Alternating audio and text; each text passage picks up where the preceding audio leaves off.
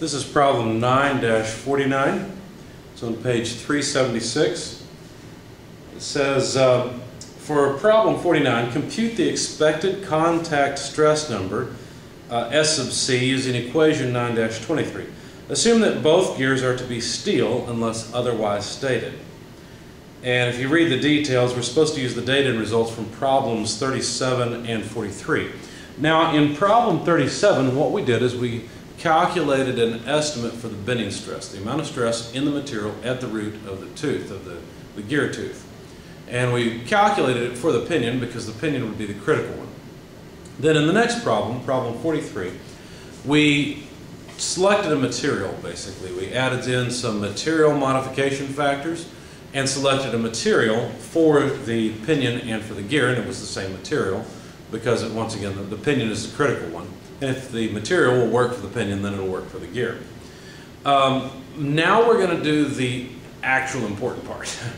Now we're going to calculate the contact stress. So there's two different types of stress, remember, on a gear tooth. If my fingers represent the gear teeth that are meshing together, then not only is there bending stress, which tends to bend the tooth like a cantilevered beam, but there's also contact stress, where the two teeth are pressing on each other and the surfaces are where the stress is experienced, rather than bending, which is maximum back at the root of the tooth. So, so far all we've done is we've talked about materials that will stand up to the stress at the root of the tooth. Now we need to figure out what material will work for the surface of the teeth so that the surfaces don't pit, fall off, and then make the gear fail that way. So we're still working on the same problem. It's a problem that began on 37 and continued into 43, but now we're in problem 49, which is a continuation. Essentially all we're trying to do is find the contact stress number, and it's called a contact stress number rather than a contact stress because it is higher than the actual stress the material will face, but it takes into account a bunch of different factors. In fact, the equation for it that they referenced is Cp. Now, if you've had thermo with me, don't think heat capacity. This is not heat capacity. This is a number that quantifies two different materials. If you use two different materials between the steel and the, between the pinion and the gear. Basically, if you use two different materials, they'll flex differently, and that's what this takes care of. But anyway, if you use the same material, this is not just one, but I'll show you what it is in just a moment.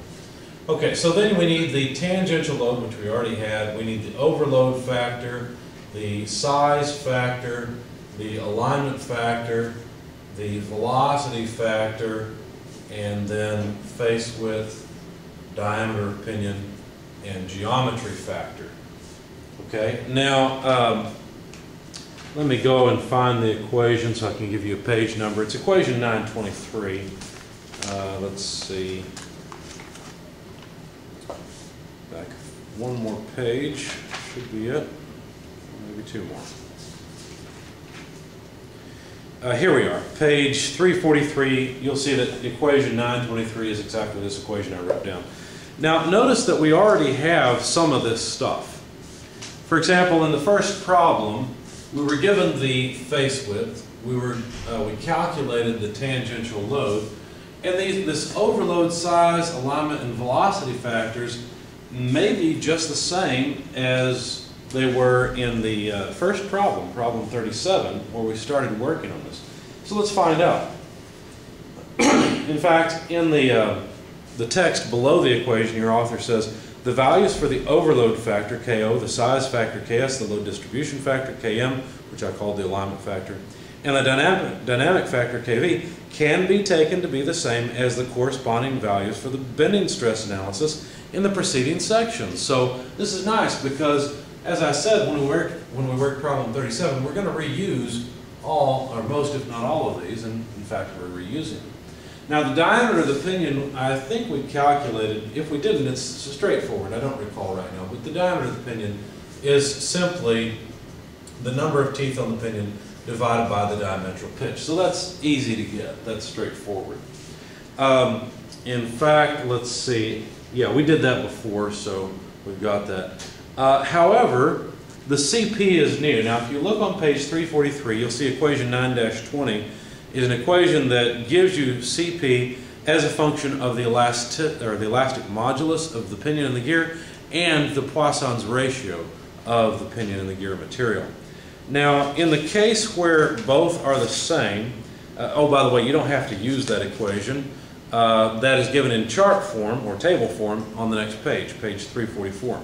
The elastic coefficient is given depending on the materials you use in the pinion and the gear. And you'll notice that this table, if it's steel on steel, then you can read off the number. And you have to be careful here because the CP number does have units. It has units of PSI or megapascals, depending on which system you're in. It has the same units as an elastic modulus has. Anyway, if it's steel on steel, which is what we would have, then this number comes out to 2300 PSI. And that's just the calculation from equation 9-20, or just reading it off from table 9-10 on page 344. So all you do is you just look at the gear material on the x-axis essentially, and the pinion material on the y-axis, intersect the two, and you can read off in the body of the chart CP. So it saves you some time, it's a lot easier. So we've got that number, we've got all these other things from before. In fact, I just glanced at my notes and noticed that this was 3.33 repeating inches for the diameter of the pinion. So the only thing we have left is this geometry factor. Now notice, this is not the geometry factor J that we had before. This is the geometry factor I. And so, if you look up the chart for the geometry factor I, that is on, let's see, where's the page?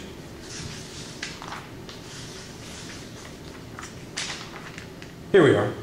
That's on page 345. I was right there and I was blind, I didn't see it. Now, what you'll notice about these geometry factor charts is that the upper one is for a 20-degree pressure angle, the lower one is for a 25-degree pressure angle. So you'll probably want to highlight those angles so you don't forget that. Now, in our problem 37 stated that we had 20-degree pressure angle on the involute teeth, and so we'll be in this upper chart. Pardon me.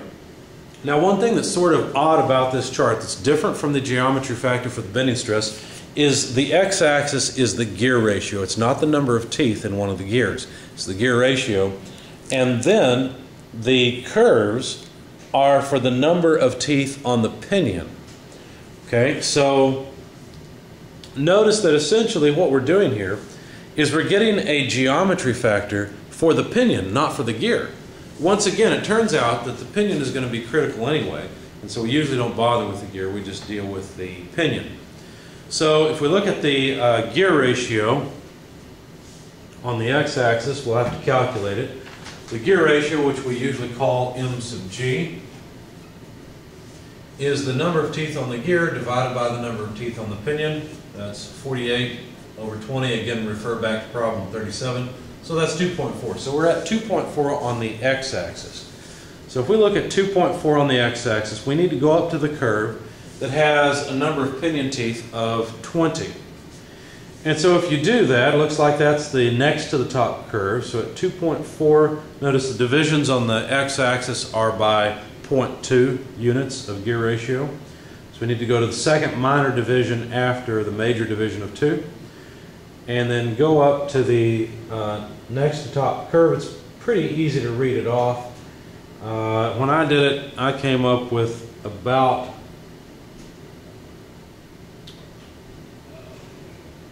you know what, I've misspoken. I was reading, I guess my eyes aren't working right.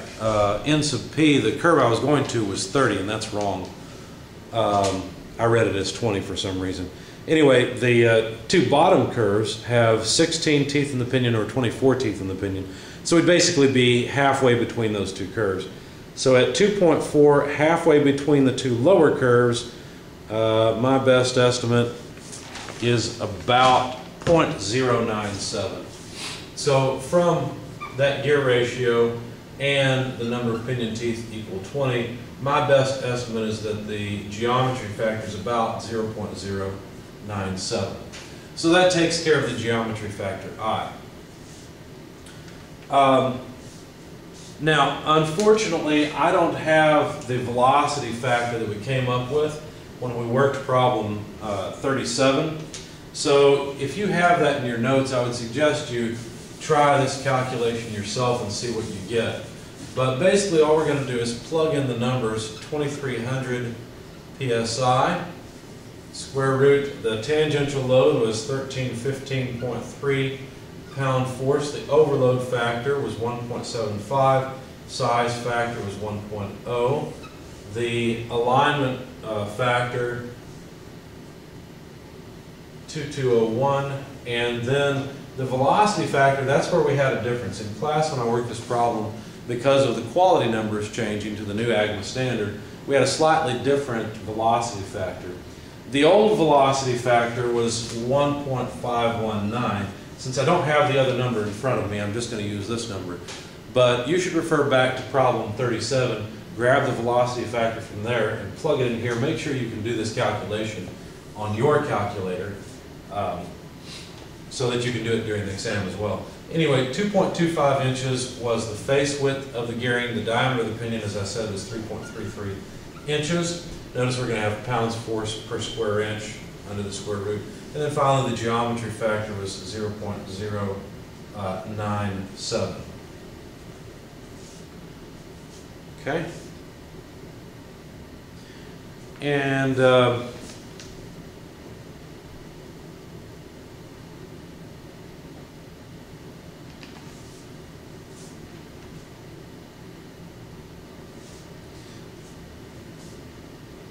I'll have to look into this because I just realized it looks like the units don't really work out, because we've got square root of pounds force per square inch, and here we have pounds force per square inch, and yet our author is saying that we'll get a result in pounds force per square inch. So I have to look at that because I don't see how these units just go away. I've taught this class many times and never really thought about that before, so I'll have to figure that out. But anyway, this is 176,000 or so psi, and the thing that should strike you about this is how large the number is. The material we selected in the last problem, which was problem 43, I believe, the material was selected in order to resist bending stress, had a yield strength of what, 130 or so? Let's go back and find out. We had chosen 1340 OQT 1000. And so if you look that up, page 725, 1340 OQT 1000 has a yield strength of 132 KSI and a maximum tensile strength of 144 KSI. So obviously the surface of this material would fail. It may not bend the tooth off, but this stress is much higher than that material can take, and so the first time we run the gear it's going to fail. So we have a problem, at least, or an issue from the material we selected last time. In fact, this is a pretty high stress, and at this point, if you were actually designing this gear set, you would probably redesign it. The quickest way to change it to reduce the stress is to change the size of the teeth. The other thing that will help is to increase the size of the gears, because then to transmit the same power and torque, you'll need less load because you have a longer moment arm. So the gears basically need to be larger. But anyway, we'll continue with this and just note that that's a very large stress. So we'll continue this in the next problem, which is basically a series, all of these problems together, 37, 43, 49, and then 55 will be the next one. These are all a series of problems for the same gear set. I need to correct one thing that I said in problem 49, and I'm just going to put the two videos together, so this will be a continuation, and you won't have to watch another video. But I've just realized I was struggling with the units in equation 9-23, trying to figure out what was going on. I have the wrong unit, or I had the wrong units for CP. CP, the equation 9-20 is calculated as follows. 1 over pi, and this is a big mess, but it's 1 less the Poisson's ratio for the pinion squared, that's the material the pinion is made from, divided by the Young's modulus for the pinion. Okay, and then added to that we have 1 less the Poisson's ratio for the gear material divided by the elastic coefficient for the gear. Let's see. So there's the equation. Now, as I said already, the elastic coefficient, you don't actually have to compute it. You go over to table 9-10. And then I said the units of the elastic, of CP, the elastic coefficient, are PSI, and that's not true. And the reason it's not true, notice that Poisson's ratio is dimensionless, but the dimensions of the of Young's modulus, the elastic modulus, is PSI. And so since the elastic modulus is essentially in the denominator of the denominator, then the units of the elastic coefficient would be square root of PSI. Because ultimately these end up in the numerator in a way, at least in the units. The units end up in the numerator after these are added together. And you'll end up with square root of PSI. So what we had before in equation 9-23 was SC equals elastic coefficient square root of something that ended up being PSI. And so if the units of CP are square root of PSI as well, then you can see that the contact stress number would end up being just units of PSI. So that should resolve that issue.